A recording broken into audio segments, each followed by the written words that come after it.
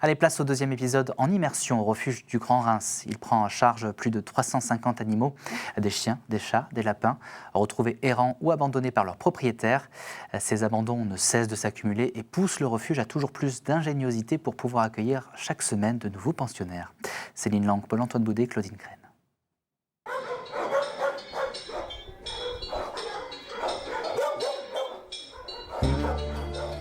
L'espace, le nerf de la guerre dans le combat pour le bien-être animal. Au refuge du Grand Reims, ce sont 350 bêtes qui sont accueillies, dont 170 chiens et pas parmi les plus petits. C'est parti à fond là. Ah, c'est génial.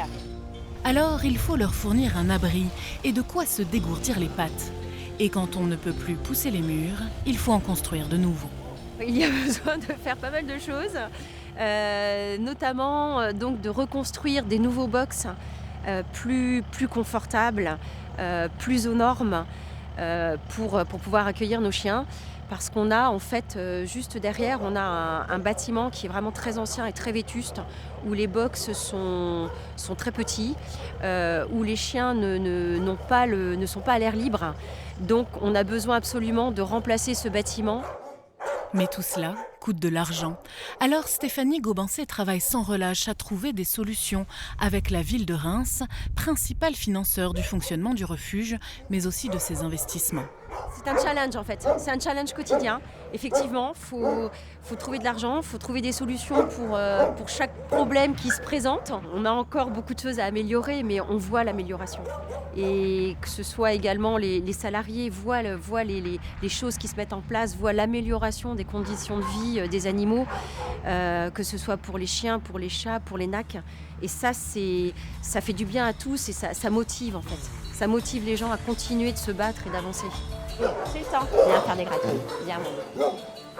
Ces subventions représentent 70% du budget du refuge. Elles sont versées au titre du service de fourrière. La plupart des communes du Grand Reims y participent. Pour le reste, il y a les mécènes comme celui qui a permis de mettre un toit sur les cours des chiens et de créer un coin nuit avec des parois isolées du froid et du soleil. Sans cette solidarité, sans ces dons, le refuge ne pourrait pas fonctionner. Là, c'est bien rempli, autant de la part des clients qu'après des produits de magasin. Et donc, ça peut être autant de l'alimentaire que des manteaux, des jouets, des friandises. Donc, ouais, c'est assez varié. Tous les mois, cette animalerie organise une collecte au profit du refuge ou d'autres associations. Utile quand on sait que la structure a besoin de 10 tonnes de croquettes par an pour ses chiens. Mais les collectes, c'est aussi l'occasion pour elles d'être visibles. De notre côté, on est en train d'organiser. On a beaucoup de gens qui viennent nous voir aussi pour nous demander justement si on connaît des associations pour adopter des animaux. On voit vraiment que les adoptions ont fortement augmenté.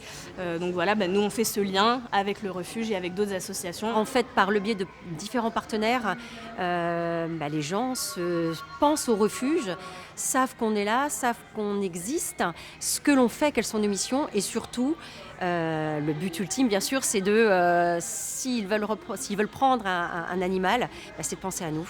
Je m'en occupe dès que je rentre au refuge. Okay, on fait ça ensemble. Une adoption, le Graal. Après 7 ans passés au refuge, c'est d'ailleurs peut-être le tour de Butch. Il pourrait entrer dans une nouvelle famille dans les jours qui viennent, alors ça méritait bien un petit check-up chez la vétérinaire. Bonjour, Butch. Oui, je sens bon. Oh, je sens bon. Cette clinique de la périphérie de Reims aide l'association en réduisant le coût des soins pratiqués sur les animaux du refuge. C'est essentiel parce que le poste vétérinaire, les frais de vétérinaire chez nous sont un des postes les plus importants. Ça représente à peu près 15 000 € par mois. Donc avoir des vétérinaires qui nous aident nous permet de faire soigner, d'entretenir tous nos animaux. C'est quelque chose aussi qui nous apporte en fait énormément niveau, on va dire niveau humanité, entre guillemets, parce qu'en fait on accompagne l'équipe du refuge qui déjà se démène grandement pour donner une seconde chance à des doudous. C'est vrai que c'est gratifiant, nous, de voir que des doudous qui partent de vraiment très très loin arrivent à refaire confiance à l'humain et repartir sur des bases complètement saines, quoi.